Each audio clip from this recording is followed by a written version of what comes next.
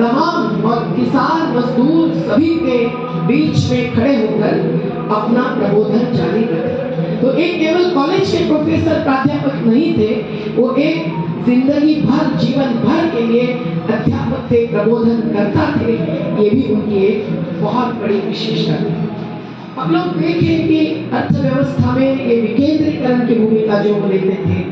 उसमें उनका जोर सहकार में। आज हम लोग स्टैटिस्ट इकोनॉमी चाहेंगे कि कॉर्पोरेट इकोनॉमी चाहेंगे, यही अगर सवाल का जवाब देना होगा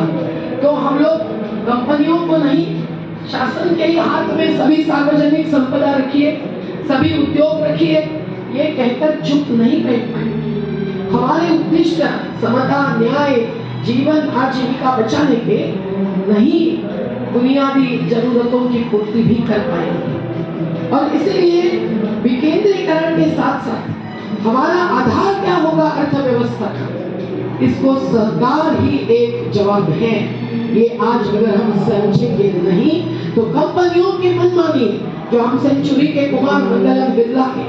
जो मिलियंस ऑफ रुपीस, दशलक्ष रुपए रोज कमाई करते हैं, इनके पूरा इतिहास और पूरी ये घनश्याम दास बिरला का इतिहास नहीं, कुमार मंगलम बिरला का पुरस्कृत होते हुए भी हम ढूंढ निकालते हैं तो हम भी चकित हो जाते हैं। लेकिन आज ये मनमानी जो ठेका मजदूरों पर चलती है, जो जहां मुनाफा कमाना होगा वहां पलटती है और कोई परवाह नहीं करती जीवटता की नहीं, रोजगार दाता बनने की, जो उनको संदेश दिया था बीके बिरला, उनके पिता ने भी और उनके दादा घनश्याम दास बिरला ने भी। तो आज मधु दंडवते जी की ये सहकार तत्व पर अर्थव्यवस्था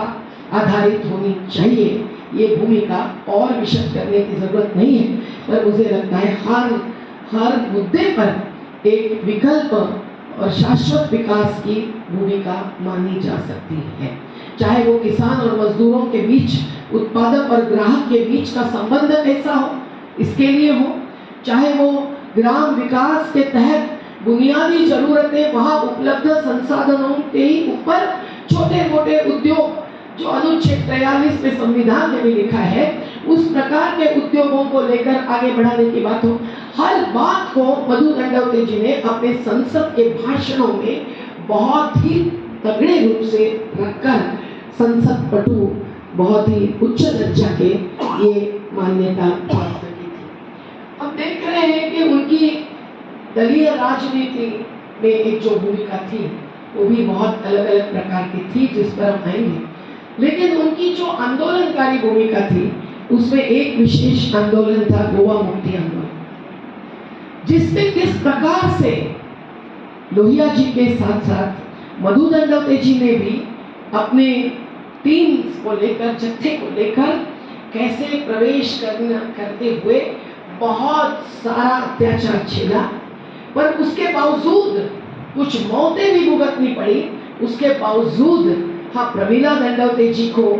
और बैरिस्टर नाथ पै जी को पीछे छोड़ा, लेकिन 93 सत्याग्रहियों का एक प्रकार के समर्पित दल का साथ लेकर वो गोवा में पहुंचे, उन्होंने उसको छोड़ा नहीं। तो वो पूरा वर्णन गोवा मुक्ति आंदोलन का तो बहुत लंबा चौड़ा है, पर उसकी जो अंतिम जीत हुई थी उसके पीछे मधु दंडवते जी, लोहिया जी, मधु लिमये जी की भी जो भूमिका रही है, वो ही एक सत्याग्रही पद्धति की, जीवटता की, सरफरोशी की तमन्ना अब हमारे दिल में है, देखना है जोर कितना बाजुए का दिल में है, ये कहने की भूमिका थी जो उससे साबित होती है। मैं कह रही थी कि उन्होंने जो भूमिका ले ली वो केवल अर्थव्यवस्था पर नहीं थी, वो सप्त क्रांति नहीं, जयप्रकाश जी की संपूर्ण क्रांति की विचारधारा की भी भूमिका थी। और उसके ही तहत धर्मांधता को नकारना, जातिवाद को नकारना उनका एक अहम उद्देश्य था। अब ओबीसी का, जाति का नाम, संख्या की जानकारी सेंसस में आनी चाहिए कि नहीं, इतना ही मुद्दा नहीं हो सकता है। जाति निर्मूलन तक हमको बढ़ना है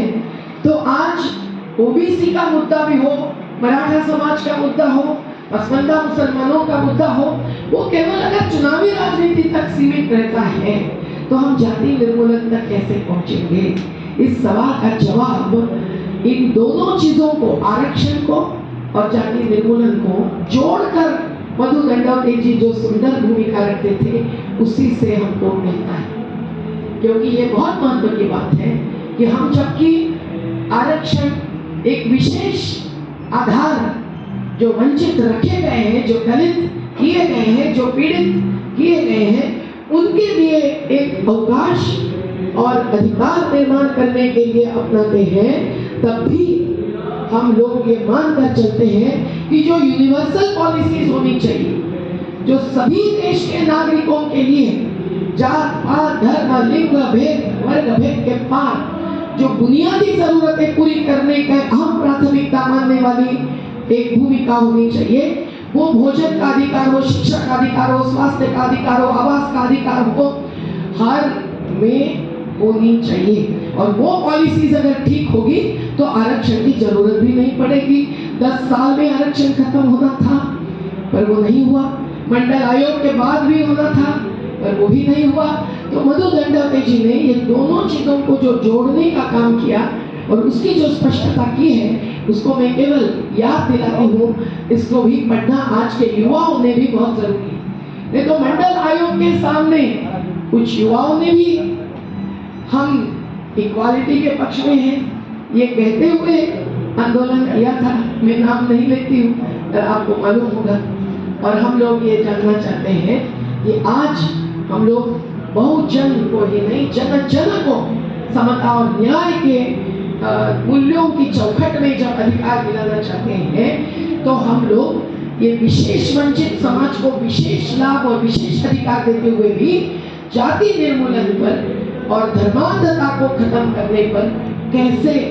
आगे बढ़ेंगे, उस ये मंजिल को कैसे हासिल करेंगे, ये एक बहुत बड़ा सवाल